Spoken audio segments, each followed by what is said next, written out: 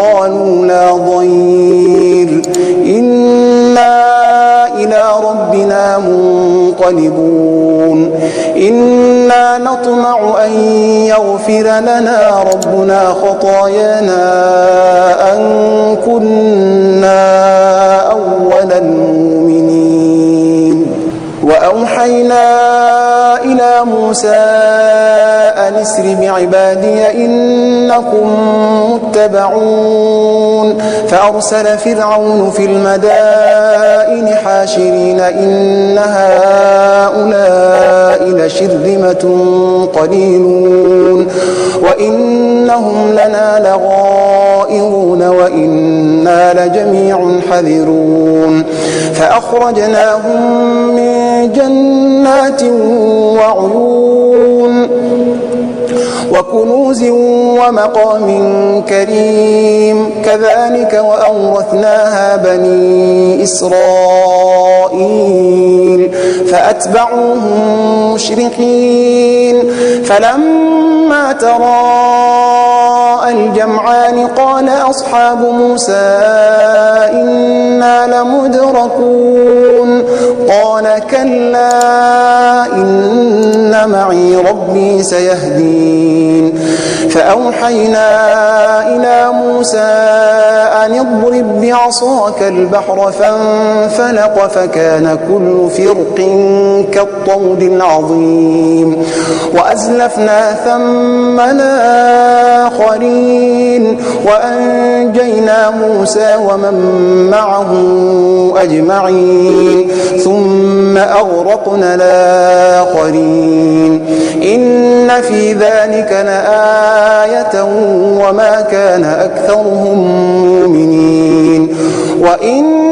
ربك لهو العزيز الرحيم واتل عليهم نبأ إبراهيم إذ قال لأبيه وقومه ما تعبدون قالوا نعبد أصناما فنظل لها عاكفين قال هل يسمعونكم إذ تدعون أو ينفعونكم أو يضرون قالوا بل وجدنا آباءنا كذلك يفعلون قال أفرأيتم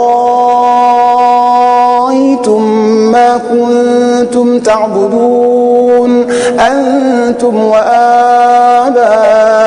الأقدمون فإنهم عدو لي إلا رب العالمين الذي خلقني فهو يهدين والذي هو يطعمني ويسقين وإذا مرضت فهو يشفين والذي يميتني ثم يحيين والذي أطمع أن يغفر لي خطيئتي يوم الدين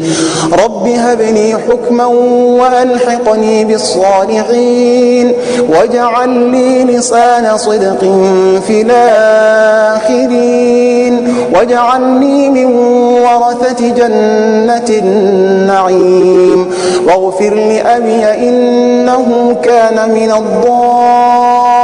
الضالين ولا تخزني يوم يبعثون يوم لا ينفع مال ولا بنون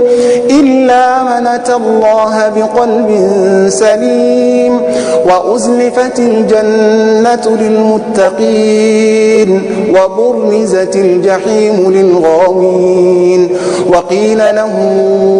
أين ما كنتم تعبدون من دون الله هل ينصرونكم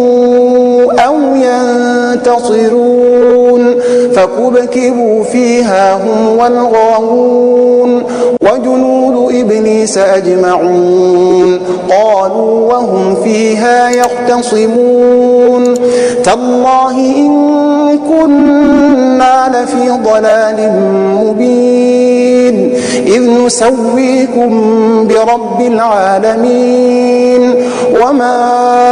أضلنا إلا المجرمون فما لنا من شافعين ولا صديق حميم فلو أن لنا كرة